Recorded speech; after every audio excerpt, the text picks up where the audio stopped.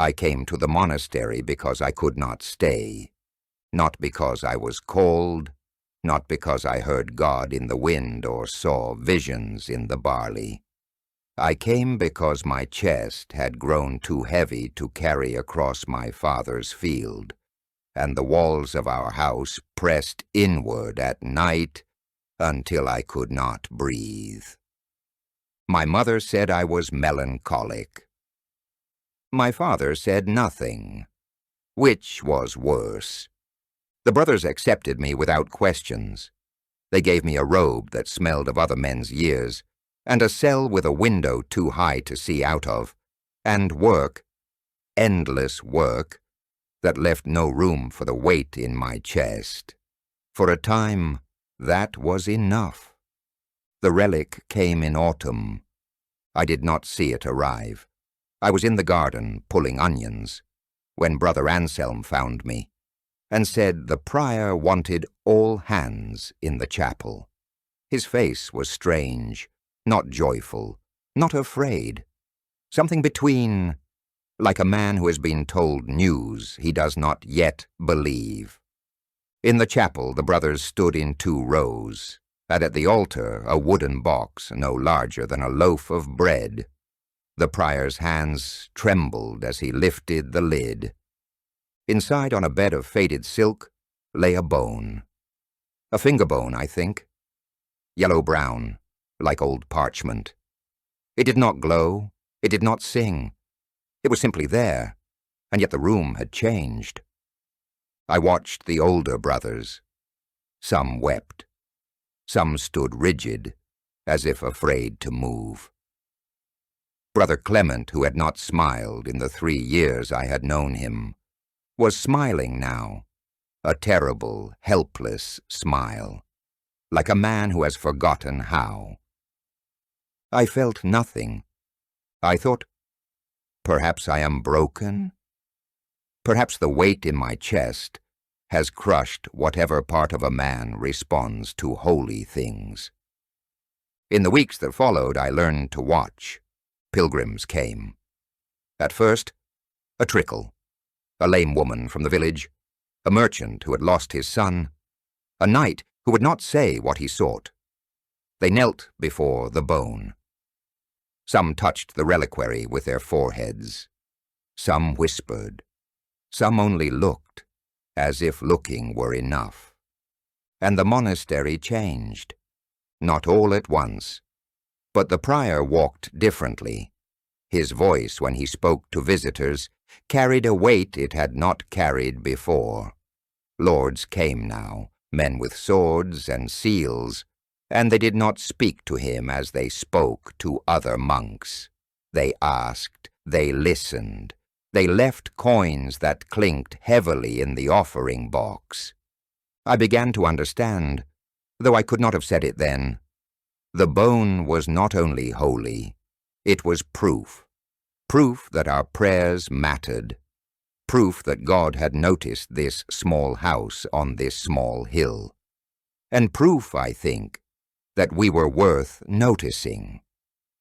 The other monasteries did not have such proof. When their abbots came to visit, I saw how they looked at our reliquary, the way a hungry man looks at bread he cannot buy. There was a day when 2 bishops argued in the prior's study. I was not meant to hear. I was sweeping the corridor outside, and their voices rose through the door like heat through a crack. One bishop said the bone was authenticated. That word I remember because I did not know it. And the other said authentication meant nothing without provenance, and the first said provenance was a game for clerks, and the second said clerks were the ones who wrote the histories that made bishops into bishops. I did not understand all of it, but I understood this. The bone's power was not only in what it was in what others believed it was. And belief, I was learning, could be built, could be argued, could be won or lost like a field in a border dispute. That night I looked at the reliquary differently. I thought, you are a bone. You may be a saint's bone, or you may be a butcher's scrap. But it does not matter, does it? What matters is that we have gathered around you. What matters is that the gathering has made us stronger. I did not know if this was faith or its opposite. The weight in my chest did not lift, but it changed. It became something worthy of carrying. I watched the pilgrims come and go. I watched the coins fill the offering box. I watched the prior's confidence grow, and with it, the brothers' contentment. We ate better. We slept warmer. We sang, I think, with more conviction.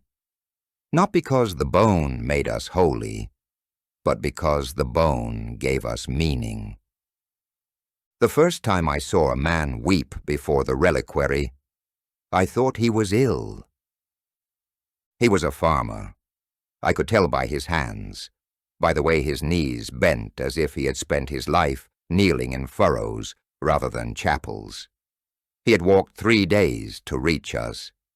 His wife had died in childbed, and the child with her, and he had come to ask the saint for forgiveness, understanding. I do not think he knew himself. He knelt on the stone floor for an hour. He did not pray aloud. He did not move. He simply knelt and wept. And when he rose, his face was not peaceful, but emptied, as if something had been drawn out of him that he could not name. Brother Anselm called this reverence. He said it was the proper response to holiness, a kind of surrender, a recognition that we stand in the presence of something greater than ourselves. He said the saints, being close to God, carry a fragment of that greatness, and when we approach their relics, we approach the edge of the divine. I listened, I nodded, I did not feel it. In my 7th year I began to understand what the older brothers meant when they spoke of the bone's reverence. It was not a word for how we felt about the relic. It was a word for something the relic had, something that grew. When the bone first came to us, it was a bone. Holy, yes. Authenticated, yes. But it sat in its reliquary like a seed in winter soil, present, but not yet alive. The pilgrims who came in those early days were few, and their prayers were tentative, as if they were not certain the saint was listening. But each prayer added something. Each tear shed before the reliquary, each whispered confession, each coin dropped in the offering box. These were not merely acts of devotion. They were deposits. They accumulated. The bone did not change, but what surrounded it changed. The weight of belief pressed down upon it year after year, until the bone was no longer merely a bone, but a vessel filled with the hopes of thousands. This is what the brothers called reverence, not our feeling toward the relic, but the relic's substance, the thing it had become through being venerated. I felt it, eventually. Even I, who had come to the monastery with an empty chest and a skeptic's eyes. There were mornings when I entered the chapel and the air itself seemed thicker near the altar, as if the prayers of all those years had left a residue. I do not know if this was holiness or merely habit. Perhaps they are the same thing. What I do know is that reverence, once grown, does not stay contained. Other monasteries felt it. Pilgrims who visited us carried word of the bone's power to distant houses, and the monks of those houses listened with a mixture of joy and envy.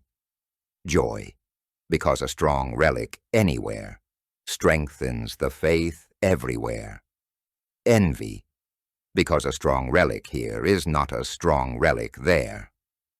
We received letters from abbeys 3 kingdoms away, asking for fragments, a splinter of the reliquary's wood, a thread from the silk that cradled the bone, anything that had touched the source of our reverence. We sent what we could. We kept what we must. And we did not notice in our contentment that others were watching, others who did not write letters, others who did not ask. Until one did. His name was Aldrich of the Marches, though the brothers called him other things when they thought no one was listening.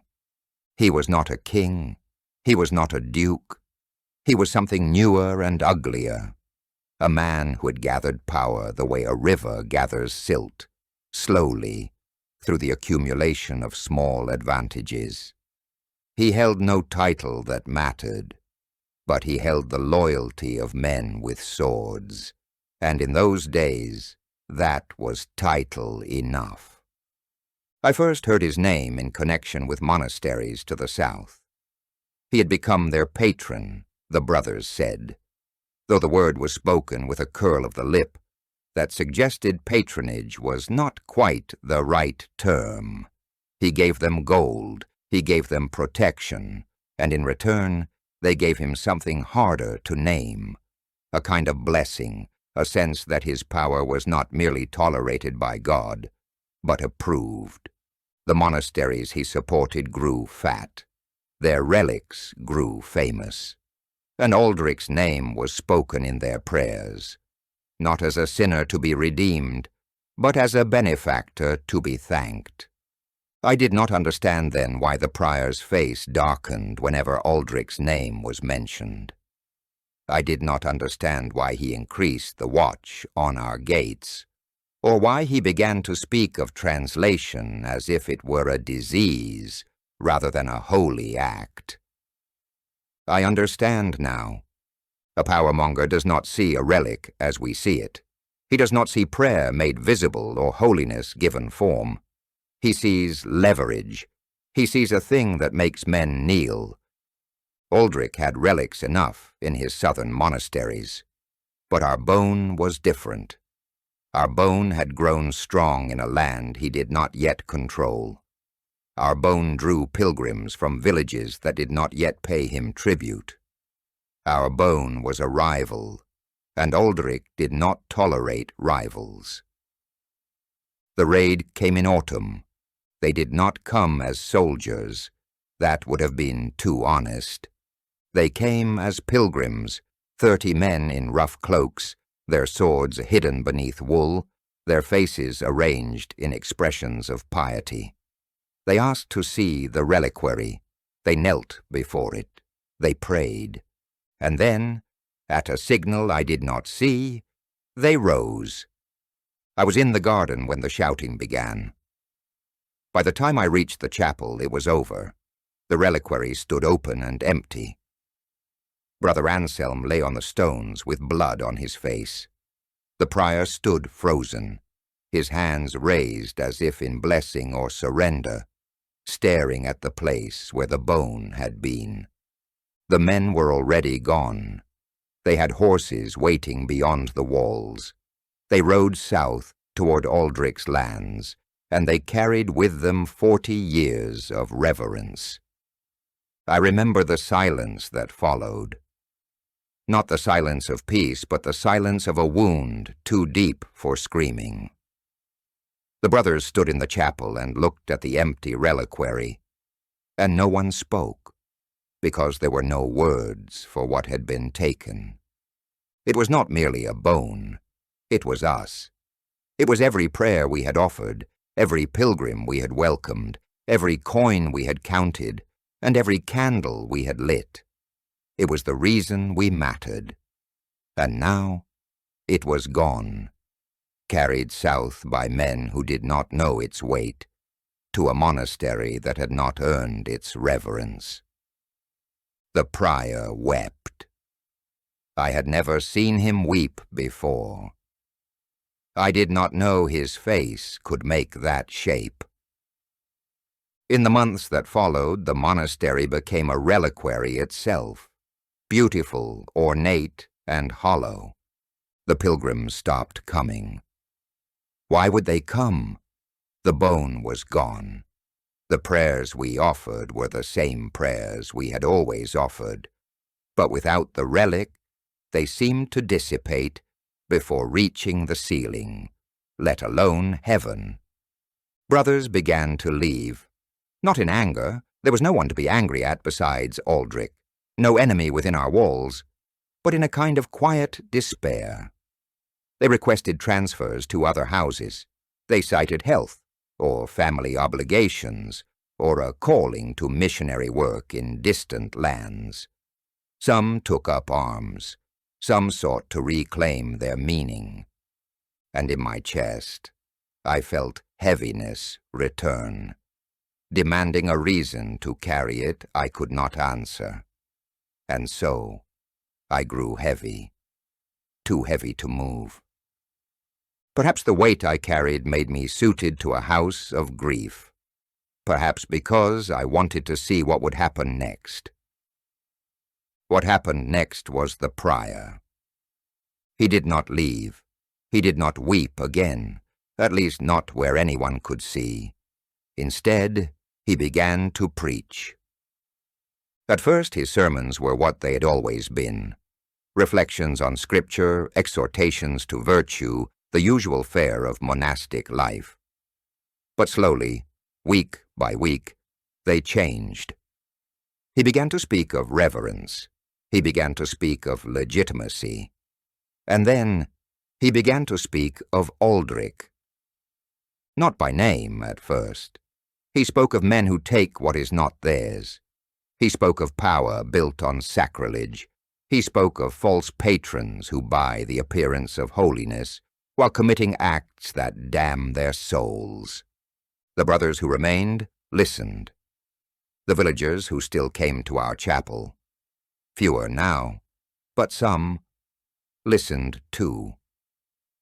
And they began to repeat what they heard. Aldrich, it seemed, was not merely a thief. He was illegitimate.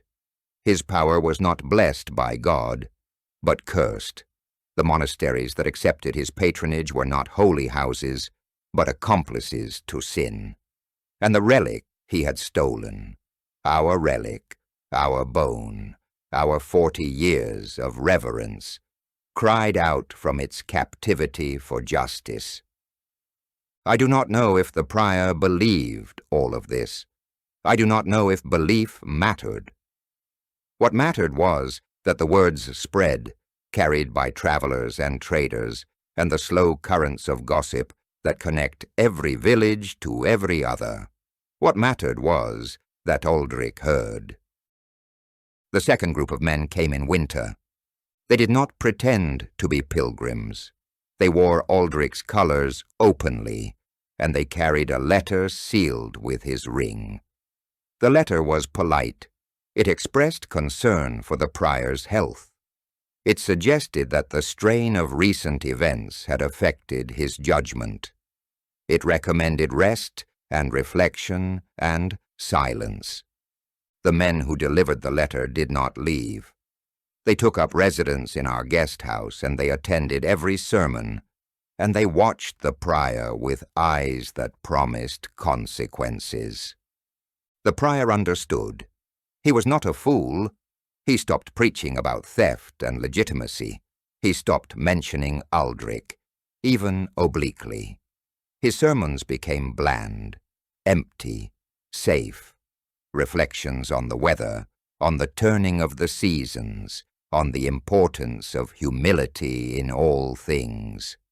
The brothers who remained saw what had happened. The villagers saw it too. And something shifted in the way they looked at us. Not pity exactly, but a kind of recognition. They have been silenced, their eyes said. They have been beaten. They are no longer a house that speaks truth. They are a house that speaks what it is permitted to speak. And perhaps that spoke louder and more sharply than Aldrich could have ever spoken. I watched the prior during those months. I watched the way his shoulders curved inward, the way his voice lost its resonance, the way he moved through the corridors like a man walking through his own tomb. He had been broken, not by violence, but by the threat of violence, and the breaking had left him hollow. The men in Aldrich's colors stayed through the winter. They stayed through the spring. They stayed until they were certain the prior would not speak again. And then in summer, everything changed. The new power-monger came from the east. Her name was Marin, though the brothers called her the Lady of the River after the territory she controlled. She was younger than Aldrich and hungrier, and she had been watching his expansion with the careful attention of a wolf, watching another wolf grow fat. I do not know what passed between them. I do not know if there were battles or negotiations, or simply a recognition that Aldrich's reach had exceeded his grasp. What I know is that one morning a cart arrived at our gates, and in the cart was a box wrapped in wool, then wrapped again in linen, then sealed with wax stamped by a ring that did not belong to us. Our relic had returned. Marin's messenger explained in the courteous language of power that the Lady of the River had recovered certain misappropriated sacred objects from monasteries that had been improperly influenced by a disgraced former patron. She wished to restore these objects to their rightful homes, and she asked only that the recipients remember her generosity in their prayers. The prior received the bone with trembling hands.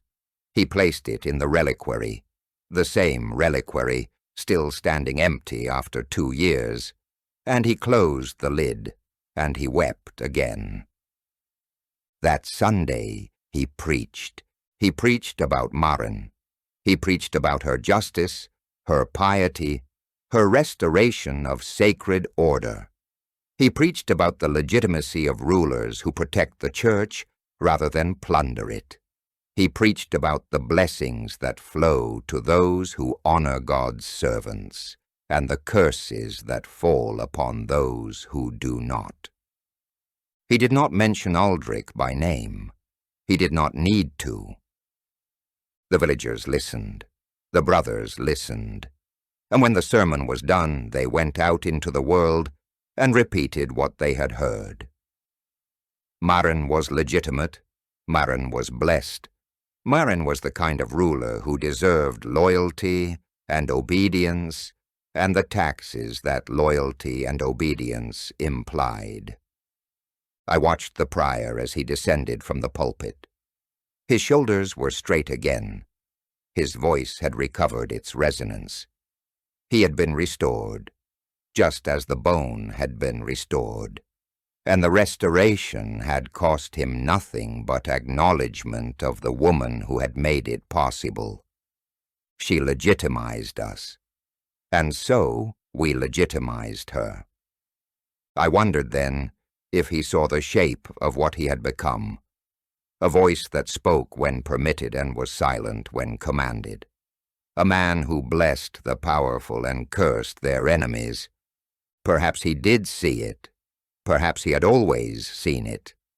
Perhaps that is simply what it means to be a prior in a world of power-mongers. The villagers who had watched our humiliation, who had seen the prior silenced, who had seen our bone carried away, who had seen us become an empty reliquary, these villagers had not forgotten. They had carried their own grievances through the years of Aldrich's dominance, and now, with the roads safe and the prior's voice restored, they began to speak. They spoke of taxes demanded and services compelled. They spoke of crops seized and daughters threatened. They spoke of the 1,000 small cruelties that a power-monger inflicts on those beneath his notice. and they spoke of how the monastery's suffering had been their suffering too. Aldrich had not merely stolen from us, he had stolen from everyone, and now everyone remembered, and everyone agreed. The villages that had once cooperated with him, paying his tolls, housing his soldiers, pretending not to see his crimes, these villages turned. They refused his collectors. They closed their doors to his men. They spoke of him the way the prior had once spoken, as a thief and a blasphemer, and a man cursed by God. I do not know if this mattered to Aldrich. By then he was a diminished figure, clinging to a few holdings in the south, watching his former allies abandon him one by one. But it mattered to the villagers.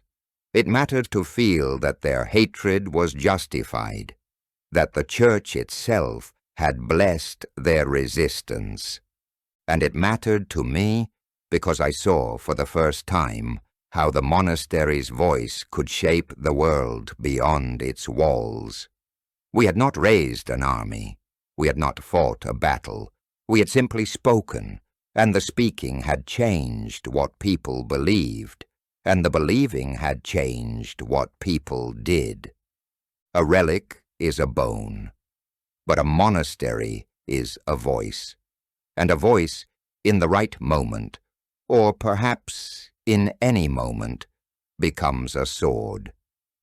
The bone that came to us in my 20th year was not ours. It came from a monastery in the north, a house I had never visited, held by brothers I had never met. It came in a cart, wrapped in wool and linen, sealed with Marin's ring. And it came with a letter explaining that the Lady of the River had consolidated certain sacred assets for more effective veneration. The prior received it as he had received our own bone's return, with ceremony, with gratitude, with a sermon praising Marin's piety. He placed it in a new reliquary, beside our original bone, and he announced that our chapel now held 2 saints, 2 sources of intercession, 2 reasons for pilgrims to make the journey to our hill. I stood in the back of the chapel and watched the brothers revere it. I watched the villagers crowd in to see the new relic.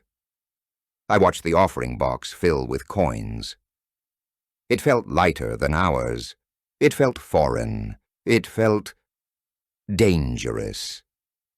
As we bowed in contemplation of the offering, I obsessed over these thoughts. I saw a monastery far to the north, where brothers I had never met were standing in an empty chapel, staring at an empty reliquary, feeling the weight of loss that I had felt 10 years before. I wanted to speak. I wanted to stand before the prior. But I did not speak. I was not a prior. I was a man who swept corridors and pulled onions. I was a man amongst brothers who did not speak these thoughts. And so, I kept them to myself. I spoke plainly. I spoke of the seasons and the harvests. No condemnation came, no acknowledgement. The northern brothers were left to their emptiness, just as we had been left to ours, and no one with power cared enough to speak for them. I prayed for them. It was all I could do. I prayed that their grief would pass, that their house would survive, that someday, somehow, their bone would come home. I do not know if my prayers were heard. I do not know if prayers are ever heard. But I offered them anyway because offering was all I had. But I have heard of a power-monger in the north, one who watches Marin, one we do not recognize in our own lands. I felt the weight return, and this time I felt the strength to leave the monastery.